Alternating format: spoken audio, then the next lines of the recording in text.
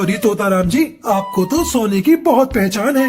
और नहीं तो क्या, मैं खालिस सोने को सूंघ कर पहचान सकता हूँ। बंटी ने उसे अपना भुट्टा दिखाया। अच्छा, जरा चेक करके बताइएगा कि क्या ये शुद्ध सोने का है या नहीं। तोताराम ने भली प्रकार उस भुट्टे का परीक्षण किया। अरे बंटी, ये तो खरे सोने के दानों से बना भुट्टा है। तुम्हें ये कहाँ से मिला? तुम्हें इससे क्या, तुम ये बताओ कि इस भुट्टे की क्या कीमत दोगे। मैं तुम्हें इसके 50,000 रुपए दे सकता हूँ।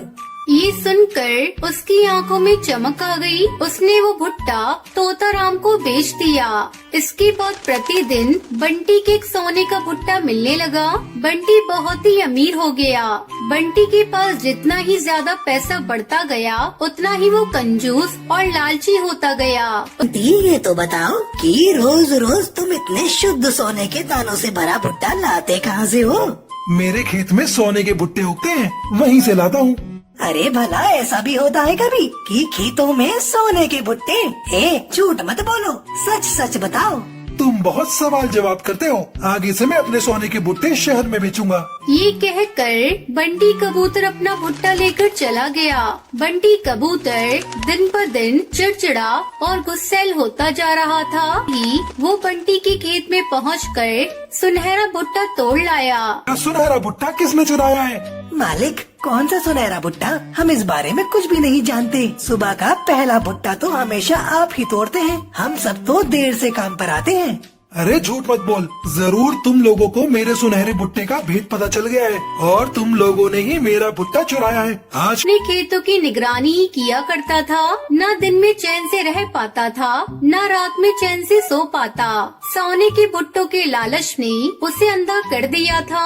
वाह, तभी एक अजनबी चिड़िया वहाँ आई।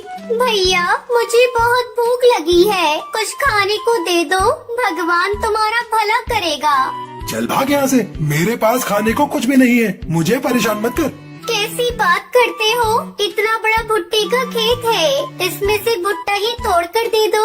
एक भुट्टे से तुम्हारा क्या नुकसान हो जाएगा? अरे क्यों दे दूं? ये भुट्टे मैं बाजार में बेचूंगा तो मुझे पैसे मिलेंगे। मैं तुम्हें क्यों मुफ्त में अपने भुट्टे दे दूं? मैं तो तुम्हें अपने खेत की मिट्टी भी न खाने दूं। चल भाग यहाँ से। ये लो चिड़िया रानी, तुम्हारे और तुम्हारे बच्चों के लिए ये मजबूत मिट्टी का घर। इसे कोई भी पक्षी कोई नुकसान नहीं पहुंचा सकता। ये जादुई मिट्टी का घर है। तुम अपने बच्चों के साथ इस घर में बिना डर के रह सकती हो। आपका बहुत बहुत शुक्रिया बाबा जी, मैं आपका ये एहसान कभी नहीं चुका पाऊंगी। आपने मेरी इतनी बड़ी मुसीबत को दूर कर दिया। फिर बाबा बाज अपनी शक्ति से उस मिट्टी के घर को उसके पेड़ पर भेज देता है। अगली बात से टुनटुनी चिड़िया उस मिट्टी के घर में खुशी खुशी अपने बच्चों के साथ रहने लगी। कई दिनों से जंगल में लगातार बारिश हो रही थी। हे भगवान, पता नहीं ये बारिश कब रुकेगी। पूरे घोंसले में बारिश का पानी टपक रहा है। अब कैसी आफत आ गई मेरे ऊपर।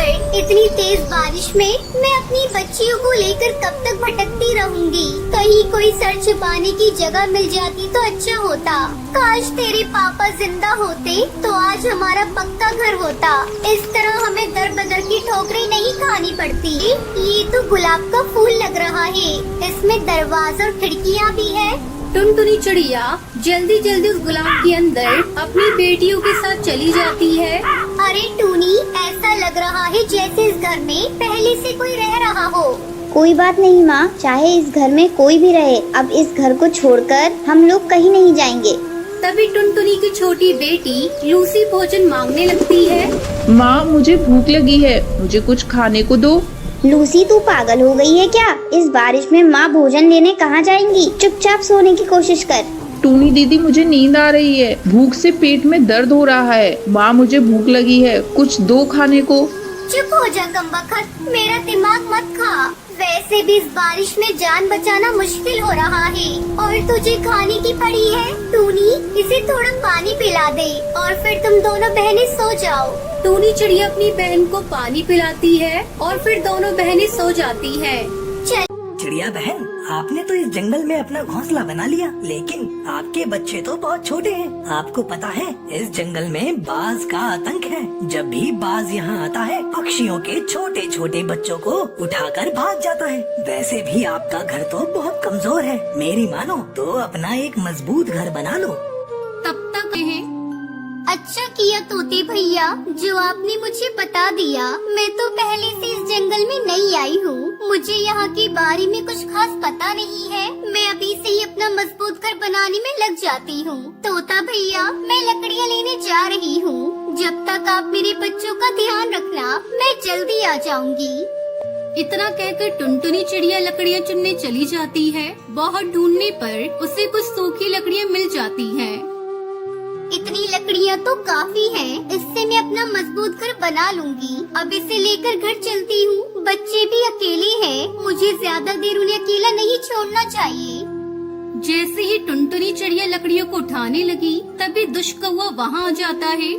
ओए चिड़िया रुक, ये लकड़ियाँ मेरी हैं, मैं इन्हें ले जाऊंगा। भैया कौन है? मैंने बड़ी मुश्किल से लकड़ियों को जमा किया है, इन्हें मैं आपको नहीं दे सकती। इससे मैं अपने बच्चों के लिए मजबूत घर बनाऊंगी। अच्छा, तो तू सीधी उंगली से नहीं समझेगी, मुझे अपनी उंगलियां टेढ़ी करनी पड़ेंगी। वे देख, मेरे पास रामपुरी चाकू है। अगर तूने अभी ये लकड़ियां मुझे नहीं दी तो मैं इसी से तेरा पेट फाड़ डालूंगा। नहीं नहीं भैया ऐसा मत करना, मेरे छोटे छोटे बच्चे हैं। ले जाओ ये लकड़ियाँ, मैं अपना दूसरा इंतजाम कर लूंगी। अब आई ना लाइन पर, बड़ी आई थी मुझे मना करने वाली। चल हट यहाँ से। कालू को वो सारी लकड़ियों को लेकर वहाँ से चला जाता है।